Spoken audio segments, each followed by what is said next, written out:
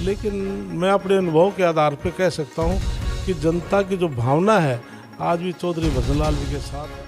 8 साल का समय हुआ, 8 साल के समय में भाजपा ने एक समान विकास की आप बात कर रहे हैं। आदमपुर में कोई विकास कराने में आप लोग सक्षम नहीं हुए। इसके लिए माननीय मुख्यमंत्री ने तो भव्य विश्नोई, तो लोग तो ये भी कह रहे हैं कि भव्य विश्नोई यहाँ से विधायक बनेंगे तो मंत्री मंडल में शामिल होंगे, लगता है आपको? ये विधायक बनने के बाद ये सारी बातें, भारतीय जनता पार्टी कहती है परिवारवाद की राजनीति हम नहीं करते, परिवारवाद को हम खत्म करते। वहीं चौधरी भजनलाल परिवार इतने लंबे समय से आदमपुर से राजनीति करता है, अब जाके उनके पोते राजनीति में आए और भाजपा ने उनके ऊपर हाथ रख दिया। इसके लिए परिवार की राजनीति ठीक है, पॉलिटिकल परिवार है। जैसे आदमपुर की मंडियों में आप जाते हैं तो गड्ढे अलग अलग तरह के, वहाँ आप आसमान में तारे देखते हैं, उससे ज़्यादा वहाँ पे गड्ढे हैं। और लोगों को मसाज कराने के शौकीन के लिए आदमपुर में घूम लेंगे तो आराम से मसाज हो जाता है। इसके लिए अब आचार संहिता है। जैसे इस वक्त की अगर बात करें, 3 बाई इलेक्शन हैं, 2 इलेक्शन आप लोग हार गए हैं, तो क्या ये इलेक्शन आप जीत पाएंगे? इसमें क्या लगता है, जीत हासिल होगी? इसमें 100% जीत हासिल होगी।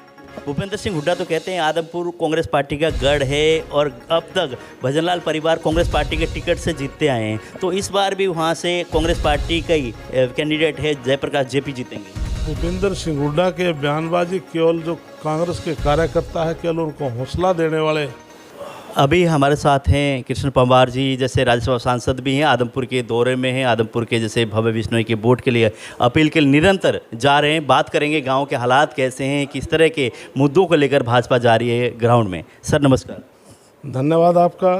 जैसे आपने सवाल किया कि आदमपुर विधानसभा में भव्य विश्नोई के लिए हम गांव-गांव जा रहे हैं, प्रचार के लिए जा रहे हैं, बाई इलेक्शन आया है, तो इसमें भारतीय जनता पार्टी एक संगठनात्मक पार्टी, 18 करोड़ कार्यकर्ता हैं। हमारा बूथ स्तर तक हमारा सभी कार्यकर्ताओं का गठन है। लेकिन आपने मुद्दा कहा, भारतीय जनता पार्टी की कोई मुद्दा लेकर नहीं जाती, क्योंकि कोई प्रदेश में मुद्दा है ही नहीं, लेकिन पूरे प्रदेश में समान विकास है। 54 साल तक इस परिवार का आदमपुर विधानसभा की जनता ने आशीर्वाद देकर इनको लगातार यहाँ से विधानसभा चुनकर भेजने का काम किया है। जैसे कि हम 5 दिन से 6 दिन से हम गाँव में जा रहे हैं, लोगों से मिल रहे हैं, लेकिन मैं अपने अनुभव के आधार पर कह सकता हूँ कि जनता की जो भावना है आज भी चौधरी भजनलाल जी के साथ है। तो 36 बिरादरी के लोग आज भव्य विश्नोई को मत देने को तैयार है और निश्चित तौर पर जो पिछले रिकॉर्ड है उन सभी को तोड़ करके उनसे ज़्यादा मतों से भव्य विश्नोई जी जीतेंगे। जी, जैसे आप लोग जा रहे हैं तो लोगों ने समस्या भी आपके सामने रख रहे होंगे। आप लोग जा रहे हैं तो गलियों में, जैसे ढाणियों में पानी भी आप देख रहे होंगे, तो उसको लेकर आपके किस तरह की हुए, सरकार तक किस तरह का संदेश जाएगा ये? इसके लिए जिस प्रकार से 54 साल में 26 साल से मैं कहता हूँ आदमपुर विधानसभा विकास की दृष्टि से पिछड़ा है, क्योंकि ये सरकार में होते हुए भी ये विपक्ष में जैसे थे, जैसे 2005 में, 2009 में 2 योजना भूपेंद्र सिंह हुड्डा प्रदेश के मुख्यमंत्री रहे, लेकिन भूपेंद्र सिंह हुड्डा ने जो आदमपुर विधानसभा है उसको विकास की दृष्टि से उसको वंचित रखा। लेकिन माननीय मनोहर लाल ऐसे मुख्यमंत्री हैं कि जिन्होंने 90 के 90 विधानसभाओं में जाकर के वो अनाउंसमेंट करके आते हैं, उनको 100% इम्प्लीमेंट करते हैं सीएम अनाउंसमेंट को। तो 8 साल का समय हुआ, 8 साल के समय में भाजपा ने एक समान विकास की आप बात कर रहे हैं, आदमपुर में कोई विकास कराने में आप लोग सक्षम नहीं हुए। इसके लिए माननीय मुख्यमंत्री ने, चाहे विपक्ष का विधायक है चाहे सत्ता पक्ष का विधायक है, सभी को फ्लोर ऑफ द हाउस से एक बात कही थी कि 5 करोड़ तक की योजनाएं प्रति वर्ष, जब विपक्ष का विधायक भी है वो सरकार के पास भेजेगा तो सरकार उनको मंजूरी देगी और दी है।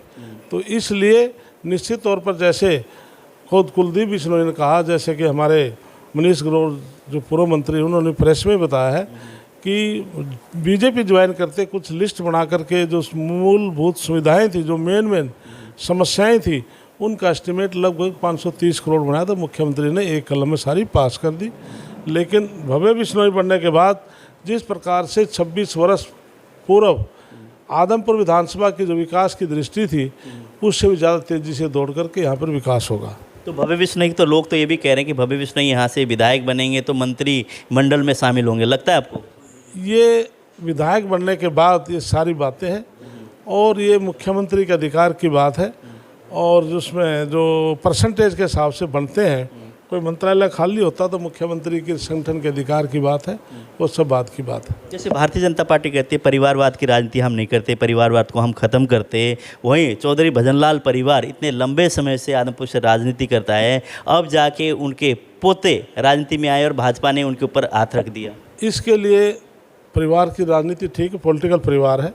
चौधरी भजनलाल 13 साल मुख्यमंत्री रहे। चौधरी भजनलाल की धर्मपत्नी कुलदीप की माता जी एमएलए रही, कुलदीप रहा, कुलदीप की मिसेज एमएलए रही। तो एक पॉलिटिकल परिवार है, तो लगातार चुनाव लड़ते आ रहे हैं। तो आज उनका पोता चुनाव लड़ रहा है तो बड़ी खुशी की बात है। कम से कम जो उसके अपने जो पूर्वज हैं उनकी उसी लाइन पर चलकर अगले ने इतने डिग्री प्राप्त करने के बाद भी उसने पॉलिटिक्स ज्वाइन करके चुनाव लड़ने की हाँ की है। तो आप सही मानते हैं टिकट भाजपा ने जो दी है? बिल्कुल, भाजपा संगठन ने, भाजपा ने जो टिकट दिया बड़ा सोच समझ के दिया है। पढ़ा लिखा बच्चा है, बहुत एक्सीलेंट बच्चा है, ऊर्जा है, ज़्यादा से ज़्यादा वो काम करेगा। जैसे आदमपुर की मंडियों में आप जाते हैं तो गड्ढे अलग अलग तरह के, वहाँ आप आसमान में तारे देखते हैं उससे ज़्यादा वहाँ पे गड्ढे हैं, और लोगों को मसाज कराने के शौकीन के लिए आदमपुर में घूम लेंगे तो आराम से मसाज हो जाता है। इसके लिए अब आचार संहिता है। चुनाव के 3-4 महीने बाद मैं दोबारा फिर आप मुझे बुलाएंगे, मैं आपके पास आऊँगा और आपसे फिर पूछूंगा कि आदमपुर विधानसभा में क्या विकास की गति तेज़ हुई है। खुद आप भी मानेंगे अच्छी शुरुआत हुई है।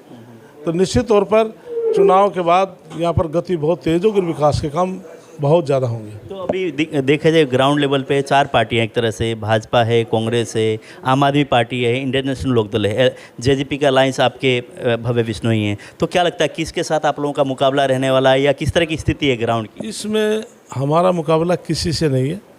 भव्य बिश्नोई बिल्कुल चुनाव जीतते जो है, जो पिछले रिकॉर्ड है उन सबको तोड़कर जीतेगा। लेकिन 2 नंबर की 3 नंबर की लड़ाई आपस में है। हमारा पार्टिकुलर किसी पार्टी से कोई मुकाबला नहीं है, हम विनिंग कैंडिडेट है। तो जैसे कि कांग्रेस पार्टी के पुराने जैसे विधायक के, वर्तमान में विधायक के सभी नेताओं ने डेरा जमा रखा आदमपुर में, उस तरह भाजपा की पूरी सरकार हिसार के अंदर है और यहाँ से एक तरह से पूरा अपना ग्राउंड लेवल तैयार करके कार्य कर रहे हैं। कोई डर है आप मन में? भारतीय जनता पार्टी संगठनात्मक पार्टी है। ये आदमपुर विधानसभा की बात नहीं, चाहे और भी बाई इलेक्शन हुए हैं, जनरल इलेक्शन है, आप देश में जहाँ पर भी इलेक्शन होते हैं तो वहाँ पर हमारा संगठन प्रॉपर जैसे यहाँ काम करे अब काम करता है। जैसे इस वक्त की अगर बात करें 3 बाई इलेक्शन हैं, 2 इलेक्शन आप लोग हार गए हैं, तो क्या ये इलेक्शन आप जीत पाएंगे? इसमें क्या लगता है जीत हासिल होगी? इसमें 100% जीत हासिल होगी, क्योंकि जो बड़ौदा का चुनाव था उसमें भूपेंद्र सिंह हुड्डा वहाँ पर लगातार चुनाव जीतते रहे, कांग्रेस पार्टी जीतती रही है। लेकिन जो इलाहाबाद का चुनाव था लगातार वहाँ पर भी इनेलो जीती रही है, लेकिन उसके बाद में किसान आंदोलन भी बीच में था। तो कई इस प्रकार के बीच में बातें थी, उसके बावजूद भी 65,000 वोट बीजेपी का लेना कितनी बड़ी उपलब्धि है, जबकि वहाँ पर पहले बीजेपी का खाता भी नहीं था। जी, भूपेंद्र सिंह हुड्डा तो कहते हैं आदमपुर कांग्रेस पार्टी का गढ़ है और अब तक भजनलाल परिवार कांग्रेस पार्टी के टिकट से जीतते आए हैं, तो इस बार भी वहाँ से कांग्रेस पार्टी का ही कैंडिडेट है जयप्रकाश जेपी जीतेंगे।